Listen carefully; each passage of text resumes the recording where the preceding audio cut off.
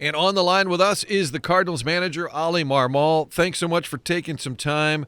When we had John Mozeliak on a couple of weeks ago, he said, I'm trying to not talk about 2023. Where are you at this point, coming off the warm-up where a lot of the questions, I'm sure, were still about last year? When did you get to sort of flush that from your mind? Oh, man. I mean, a lot of fans have questions about it, so you want to make sure you answer every question possible. And but mentally, like you go through the off season, you start to dissect what went wrong, what you did well, what you didn't do well, and start to lay out what the adjustments will be moving forward for the upcoming year. So you flesh that out, and you start thinking about what's possible for 2024. I think the winter warm up actually serves as a good time for hitting the reset button, and I said it during the presser there. It's a time where fans kind of get excited because players fly in, players are excited, fans are excited, and you start to talk about what's possible moving forward. So hopefully that serves as the time where you hit the reset button and you flush what's behind us and you start eyeing what's ahead. How do you decipher what you think you didn't do well? Do you ask other people? Does Mo or the DeWitts? Is it just internally? Do you look at games? How do you figure that out? A combination of everything that you just laid out, and you have certain people that you trust and speak into it, and people that are not afraid to tell you exactly what they see, and that's the only way to get better. And there's certain things that were in our control and in my control, and certain things out of my control, and you want to make sure that you separate those and you really look in the mirror for the things that you're in control of, and make sure that that you don't repeat them. And I think it's part of kind of how I evaluate every year. And then I allow people to speak into maybe some blind spots, and that's always helpful. Teams struggle, it happens, and then teams turn it around. Was there a point where, because everybody by nature is going to be optimistic, that's on the team or running the club, Sure. was there a point where you said, oh, man, okay, it's not happening? Like, I'm sure even as the struggles carried out, you kept thinking for a long time, I'm sure, all right, we're going to go on a streak. We're going to turn around. You just, not only do you say that, I feel like you believe it. Was there a point then when you said, okay, it's just not happening? Oh, man, I can't pinpoint the exact time where it's like, all right, but I mean, once you sell off certain pieces, you're not you're not really optimistic about making a run. And then you look at the end of the year, and does it look awful? You lost 91 games, absolutely. Does some of the moves that were made in order to position ourselves for the future of this organization kind of play into that? Absolutely. We lost 91, but if you look at what we finished the year with compared to what we started the year with, there's a big difference there. So you make certain moves that are important, and we got a really good return. If you look at our minor league system and what we got for some of the players that we dished out to other clubs, it worked. So unfortunately, we had to make those moves. But at the end of the year, you're just trying to survive. A lot of the moves this offseason, certainly pitching, but I think John Mozeliak and Bill DeWitt have all said we're looking for guys with a certain DNA, maybe even that clubhouse voice or edginess or however you want to define it. How do you know when you need that? Because I remember, I think it was LaRusso would say, I don't go in there, that's their room. When you're the bench coach, you kind of walk through the clubhouse a lot, right? But when you're a manager, you try and kind of leave that to them. Explain to folks that dynamic, and if it changes for you when you become the manager. No, you actually said it well. When you're the bench coach, you have more of the ability to walk through that clubhouse, and you're making sure everyone has what they need. You're a sounding board for a lot of those players, and you're mediator between the player and the manager for some of the things that can be resolved before hitting my desk. So as the bench coach, you're constantly you have the pulse of that clubhouse. As a manager, you have the pulse of the clubhouse, but you rely on your bench coach to really draw it out of the player if there's something that they're not happy with, or something they need, or something they see that they want to address with another player that they don't want to handle themselves. So to Tony's point, the players, he manages the game, the players manage that clubhouse. And to the point Mo has made, he wanted to inject certain voices in that clubhouse to help. And when you no longer have Albert, you don't have Yadi, you don't have Waino as players, then you want to make sure that you supplement it with guys that have been around, that have experienced the ups and downs of being a big leaguer, that have been punched in the face and have made it through, and know how to react to things not going well, and how to carry yourself when things are going well. So the addition of a Sonny Gray and Lance Lynn and Gibson, like, those guys have experienced all the things that I just laid out. And each one of them have a different personality that are going to speak life into that clubhouse. So the moves that Mo and his group have made have been strategic. There's a purpose behind every one of them, and the puzzle pieces are fall. I mean, it's looking really good right now. It's been a good offseason. How much was Molina, not in your ear, but vocal? And people forget, they think, oh, you're the new manager. You've been on that staff since 2017. So you've been in that Cardinal dugout now for the past 7 years. How involved is Molina as a player? Was he typically in terms of game, not managed, but just kind of weighing in on things? Was he pretty vocal even in your first year managing? No, not extremely vocal. We had a really good working relationship where he can come in after the fourth inning and say, "Hey, here's what I'm seeing," and find ways to navigate that starting pitcher or that reliever through a game. But as far as, like, he wasn't as vocal as you may think. He picked his spots and he was good about it. I really enjoyed the back and forth with Yadi. I mean, I loved it. Even days he wasn't playing, like, just being able to talk baseball with him, I enjoyed the heck out of it. But he would pick his spots where he felt really strong about something. He would say, "Hey, here's what I'm thinking." But he was very smart about when he would do that. And he was interested in coming back. And from everything I had heard, he wanted to do the day-to-day. And I think the more you get closer to that, you're like, are you sure you want to do this? But it sounds like he wants to be as much in as he can. I didn't realize until Mo told us this, that he could actually sit on the bench in uniform when he's at a homestand or a road game. What do you think that'll be like? Since he's not officially a coach, I said I have this in my head. I see him barking at the Cubs across the diamond or yelling at the umpire, and they're like, "Wait a minute, what are you doing back here?" How do you think this is? How do you think this is going to play out? No, I had a ton of back and forth with Yad, and man, my goal was to bring him in and him be here day to day, like every day.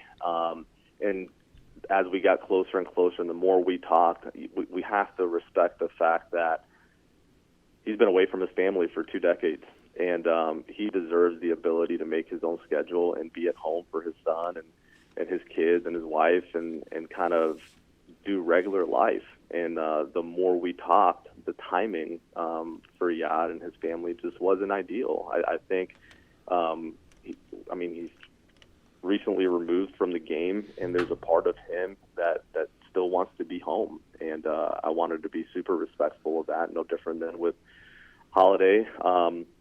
He made the choice, and I respect it, to be with his family. And he's been away for so long. Yadi was no different. So my goal was to have Yadi here every day. And at some point that might be the case, but right now he owes it to his family to be home more often than not. I remember early on reporting that was the case, that's what he wanted. Everybody said, "Oh, you're an idiot. He's not going to. Why would he do that? He's got all that money." And I said, "You don't understand. I'm not saying I would do it if I were him. I'm just saying you have to understand his DNA, that, like, he thinks he owes it to the game. He's just obsessed with the game." Speak a little bit about that, because people, I think, look at it and say he made all that money. He lives far away. It's just he's different, right? That at some point he does want to be. He wants to do this. No, it's more about the passion. I mean, he's passionate about the game. He's passionate about teaching. And that's the reason you do this, right? It's a big sacrifice. Like, I mean, the months that we're in season, I see my kids very, very little. I see my wife. I mean, I hang out with the team and the coaches way more than my family. And it's a big sacrifice, and you do it every year. So you do it because you're passionate about leading, you're passionate about teaching, you're passionate about the game, and this is how he's built. So at some point, I do see him back in uniform and doing it extremely well, because that's his comfort. That's where he feels at home, and he loves doing it. So at some point, it'll be the case, and we'll take as much of him as he's willing to give early on. Oli Marmol, our guest, the Cardinals manager. Spring training right around the corner. And I know we flushed 2023. Give me your optimism for next year and kind of what it's based on. I think Mr. DeWitt said the other day, hey, everything that could go wrong did. And for a lot of years around here, everything that could go right did. Is it as simple as that, or where do you guys need to be better?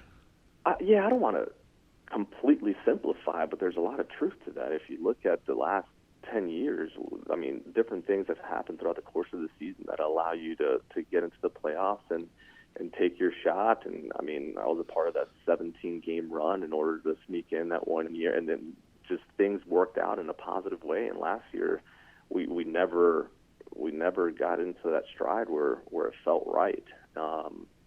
And when you think about optimism for 24, it's not just like, hey, different year and we'll see how it turns out. It's when you look at our offense, I feel really good about where we're at there. We have some veteran leadership and that duo at the corners with Goldie and Nato.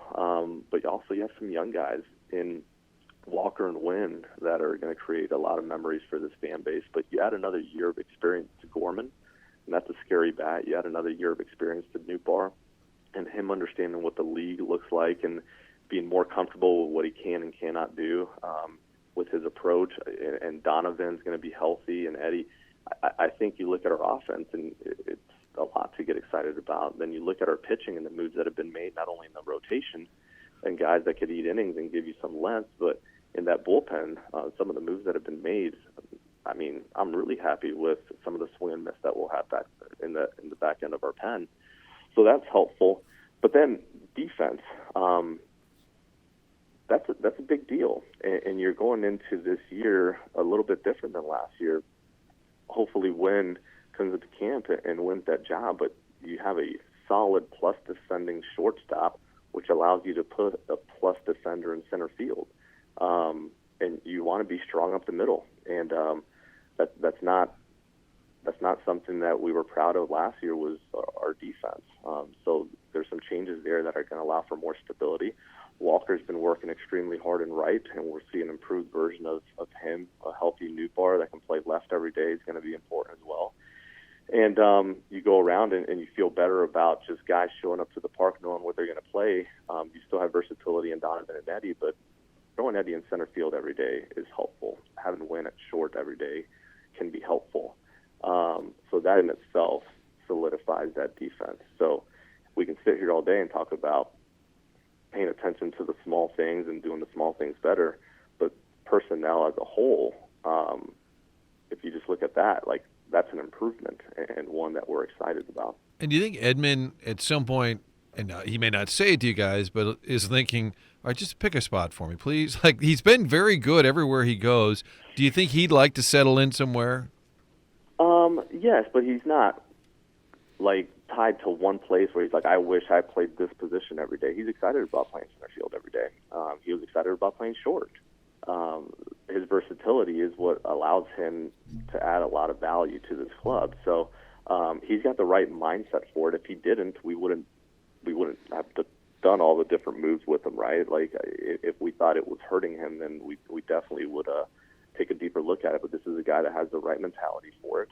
And I am looking forward to penciling him in center field every day and seeing what he's capable of doing. Yeah, I know managers probably by nature like to kind of tweak the lineup and move it around, but for the most part, not really though. Like that's you say that. The reality is, if you had 8 dudes every day, 9 dudes that you can throw in the same spot, like that's nice as well. Well, yeah, maybe it's two different things. So the lineup maybe is a different thought, but I was going to ask that: how much does it take off your plate if you know every day, okay, Newt's going to be in left, Edmonds in center, Walker's in right, I got my shortstop, I got first and third covered, I got my catcher, and like other than maybe the Gorman, Donovan, second base rotation, whatever that looks like, that probably does take some stuff off your plate if you could settle on your 8. Yeah, and it's not so much taking it off my plate as much as giving some stability and continuity to the player's mindset, right? So like it's not so much. I don't view it as it takes something off my plate. I think it's nice as a player to be able to show up and know I'm hitting here in the lineup and I'm playing here and go get them. So having that more set is something that could be extremely beneficial moving forward. And with Contreras behind the plate now, is that pretty much his day-to-day? I know Herrera's is going to be in the mix at times because there was that awkwardness last year where we know Wilson was going to be the catcher. Is it more cemented now? Yeah, it wasn't so much awkwardness as much as we took a break for him to become more accustomed to what it needed to look like moving forward, and he handled it extremely well. I said at the baseball writers dinner that we just had this past week, like my respect for Wilson is through the roof, and we have a really good relationship. But I respect him a ton for the way he handled all of last year, and his amount of dedication to the club or himself was incredible. But moving forward, yeah, he's working extremely hard at it. He's in Orlando every day working on defense, and his hope and ours is he's going to come back and be even a better version of himself defensively. And we saw what he did in the second half offensively. It was a pretty scary bat. You're a young guy in this position, but you also were at the minor league level. Were you 25 when you first started managing? Sounds about right. I was thinking one of those first jobs. Has it ever been something you feel you need to overcome? I know we've had some umpires where you kind of get it back and forth with them. Does youth work against a manager? Do you have to work around that, do you think? Do the players immediately say, oh, well, he's so young? Is it ever a factor? It's never come up until I have to answer a question like this from you, honestly. I mean, outside of media asking me about it, I never think about it. It never comes up from a staff to staff, myself to player, it's never anything that has ever kind of hindered my ability to communicate properly with the player or the clubhouse or anything of that nature. So my answer would be no, not really. Where does your confidence come from? Because you and I have sat in that dugout before, and even when things are going poorly, you never really kind of waver. Is that from childhood and on? When did you kind of get that instilled? Man, that's a really good question. Honestly, I've had some really good people walk next to me and do life with me and teach me what matters in life. And there's certain things you're in control. There's certain things you're not. I know my purpose on this earth is much more than just the X's and O's of a game. I have a lot of confidence in my preparation and the people that have my back every day. You're going to go through periods. I was able to spend a decent amount of time after the baseball writers dinner with Tony La Russa, and it was so interesting to hear it from him. You read about it, maybe you hear stories from other people, but coming out of his own mouth, how difficult this job is over time when you do it for 10, 20, 30 years, and the ups and downs that you're going to experience, and how he personally navigated the noise and got through it certain times. And it's good to hear, but having people speak into different situations in your life, you're able to take a step back and you go, you know what? Here's what I know I'm good at. Here's what I need to work on. And here's how I'm going to go about it. And when things are going well, great. And when things aren't, at least you have a really good idea of where you're headed and how you're wanting to get there. And you just keep plowing through it. So I'm not sure how else to answer that other than I do feel prepared. And I've had really good people walk alongside of me for a long time. So. Well, it's interesting because when Tony started with the White Sox, he was really young. And I said to him once, I said, did you get hammered for that? He goes, yeah, by the media. Nobody else cared. And it was like, and that's the truth. I think it was broadcaster specific back then. Right? You have to sit there and you have to talk for a long time. And at some point you have to make stuff up. And that's just the reality. It's not you need something to talk about. And what's easier than to run to the fact that, hey, he's not as experienced or he's young, or it's a talking point that honestly doesn't come up ever outside of these conversations. Did you ever worry last year that you were going to get fired as the losses piled up? Was it ever, I know at some point Mo probably talks to you, but was it ever a thought? Listen, if that's what took place, it takes place. I worry myself zero about that. I know what value I bring to the organization. If that was the answer, then it would have happened, right? So I have a ton of respect for our ownership and our front office for how they handled last year. I also said this at the baseball writers' dinner because I wanted people to hear it. You find out about people when you go through difficult times. Like, you really understand how people operate and why they operate the way they do and who they truly are. And I can say that in 2023, as terrible of a season that it was, our ownership and our front office were as consistent with myself and my staff as they were in 2022, when we were right in the highs of Albert chasing 700 and winning the division by 7 games. And then you make the list out. It was a positive year. Did we get beat by Philly? Absolutely. But they were as consistent with me and my staff in 23 as they were in 22. And that speaks a lot as to how they operate. You like hearing from fans. You're willing to do it. I know you've got some events coming up here where you're going to actually do, we'll call it a meet and greet, but unplug, taking questions. Now, you realize you're opening yourself up to the gauntlet there. Again, I think that speaks to your confidence in, like, they can ask you anything. I feel that way from a media standpoint, that you're willing to talk about it, maybe even debate it. How important is that to you to kind of – because fans could sit at home and say, this guy's the worst, why don't they fire him? But when they're sitting in front of you, I'm sure the tone is going to be different. Why is that important to you to do that with the fans? Because you owe it to the fans. They're the reason we do this. I feel a great responsibility to answer questions to those that are tuning in every night to watch us play. And I have zero problem, you said, just opening yourself up to the gauntlet. I'm more than happy to do that. And some people just want to be able to interact and ask questions that are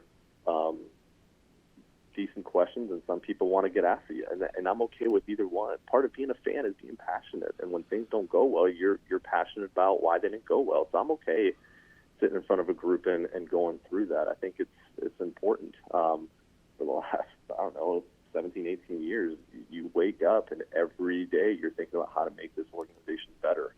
And there's certain years that don't go the way you want them to.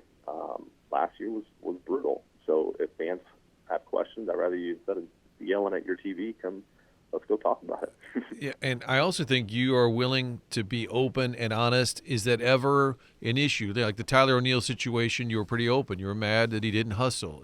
Are there times – I want a manager as unfiltered as possible. I want you to say anything and everything. How do you balance it? Because sometimes fans might be like, you didn't play so-and-so. Well, they don't know that player came to you and said, I don't want to go today, I'm tired, or whatever. There's a lot of stuff that you guys have to kind of hold back. How do you balance that when you want to tell people the truth?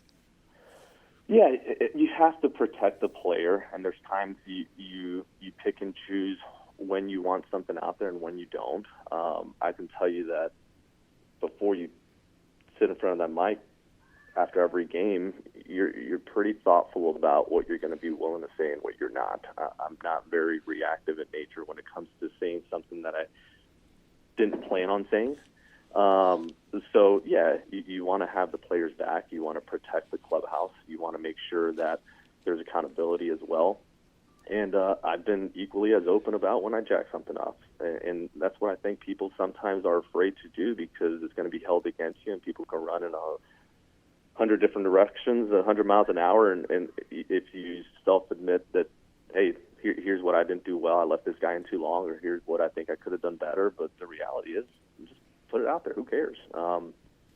At least that's the way I think about it. I think if you're going to say that honesty is important to you, well, you also have to be honest about when you look in the mirror and be able to point things out that maybe aren't in line with the mission of getting to a World Series. So accountability goes both ways. Where do you want to be better? You said you did a lot of self-analysis, kind of reflecting, and is any of that strategy? What did you come away with that you're willing to share? Yeah, strategy. I think the X's and O's are one thing. Everyone has an opinion on certain moves. The reality is, when they communicate what they would have done, it's 100% certainty that theirs would have worked, and that's just not how this actually works. So, X and O's is one thing. When you start to break down the staff and the players, I think there's some things internally that we're working on that I think could speak volumes to how this season goes, we'll keep those in house. But at the end of the day, this is the most excited I've been going into a year. I'll tell you that. How about me saying to you, maybe you don't need to always be unfiltered. Then he gives me we're going to keep that in-house. I did it to myself there. I should be like, just tell us everything at all times. I'll tell you what, the manager position, at least in the division, boy, it's prioritized. How about the Cubs taking counsel from Milwaukee? That did not sit well with my Brewer friends, but it's kind of a compliment to the position, isn't it? The level of importance that the Cubs placed on it. What did you think of that move? Yeah, I haven't put a whole lot of thought into it. Obviously, you see it take place. It's within the division, but it's an important position, man. Leadership's important. How you lead not only your staff at the big league level and how you treat them, but the players and then the minor league system and making sure that you're instilling certain qualities that speak more to the continuity all the way to the bottom. So I do think the position is extremely important. Obviously, they place the value on that we haven't seen in a long time or ever from a financial standpoint. But at the end of the day, it's you're leading people. That's why when you asked about the X's and O's, that's one thing. But this is a game played by humans who experience certain pressures and anxieties and have families and kids and deal with a lot throughout the course of the season, and how you handle that's important. So, yeah. You got a couple of guys in Goldie, Arenado, who are now Goldschmidt's a little older than Arenado, but guys who are getting later in their career. They want to win. They came to St. Louis to win. It's not your obligation, but I'm curious your sense from them how important it is. You know, last year was horrible for everybody. These guys are potential Hall of Fame players who want to be in October. What do you sense from them in terms of their drive to say, let's get this right, let's fix it together. We got to be in October. It's not just be in October. If you ask Goldie, he was not satisfied with getting to the playoffs. They want a ring. To your point, they've been in this league for a while. There'll be a time where they're no longer doing this, and they want to make sure that every year they're taking their best shot and they're preparing in order to do that. You're going to see a very motivated Arenado. Goldie has spent a lot of time this offseason not only improving himself, but making sure that he's bringing others alongside with him, and I think you'll see the fruits of that as well. So from a clubhouse standpoint, I'm extremely excited as to where it stands today. And I think you're right. These guys want to make sure that they take their shot, and at the end of their career, they're able to have at least one ring to show for it. All right, final thought. One of your great contributions in 2022 was getting Mo and Albert on the phone together, getting Pujols to come to St. Louis. Albert told us, he said, I talked to Oli and let's go here. And boy, that worked out.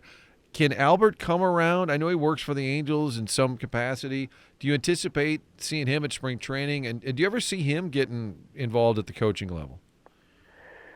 Yeah, I think at some point, but he does have his contract with the Angels, which doesn't allow him to actually participate to the degree that we would want in St. Louis. But I talk to him often. He's a really good friend, and we get to kind of bounce things back and forth during the off season. I mean, I just saw him not too long ago, a couple weeks ago, and he's always a phone call away. So I appreciate the relationship I have with him. But yeah, I mean, from seeing him in spring training, it won't be anything scheduled. Yeah. Well, Oli, we appreciate you hopping on, and good luck with all your fans. Meet and greet, and we will see you at spring training. I appreciate it, man. Thank you.